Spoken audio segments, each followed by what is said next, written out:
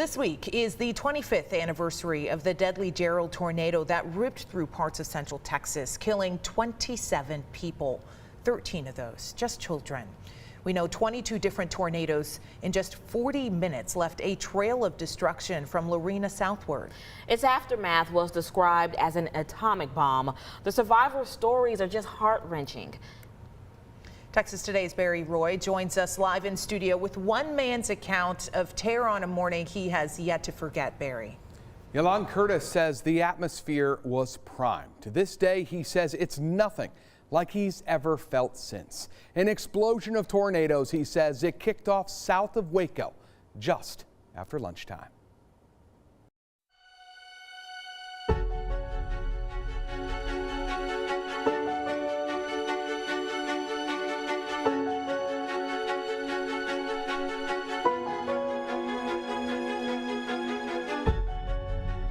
Went outside to get the newspaper, and I had never felt early morning humidity.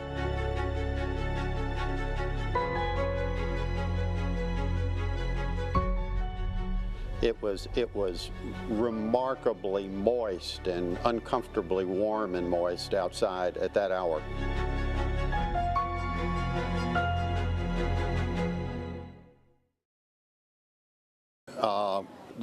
When the Jarrell tornado first organized, it was what's called multi-vortex, which is 4 rotating centers going around a central center.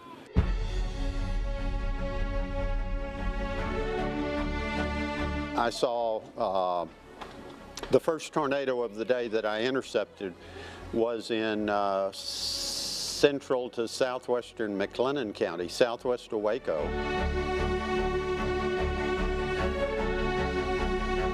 Then there was the tornado at Lake Belton, Morgan's Point, Lake Belton. And there were a couple of smaller, weaker tornadoes around the lakes, around Belton Lake and Stillhouse Lake.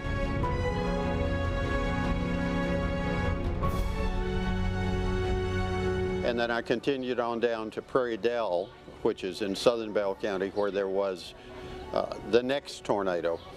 And that tornado dissipated southwest, south of Prairie Dell, and within 6 seconds, what would become the Jarrell tornado developed right on the Williamson-Bell County line.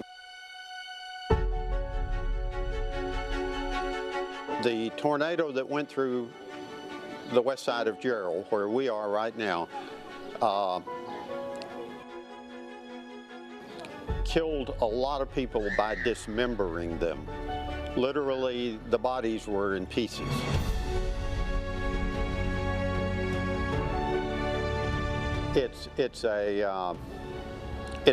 When you see something like that occur, I don't think it ever goes away. There's nothing left. They were there last night and there's nothing left. I mean, not a board left.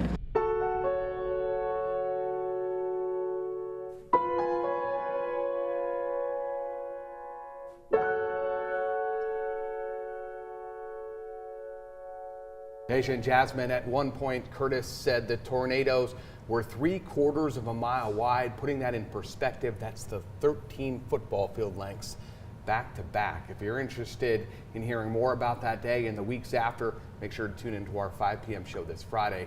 That's May 27th. We'll be running a half-hour special covering everything that happened that day.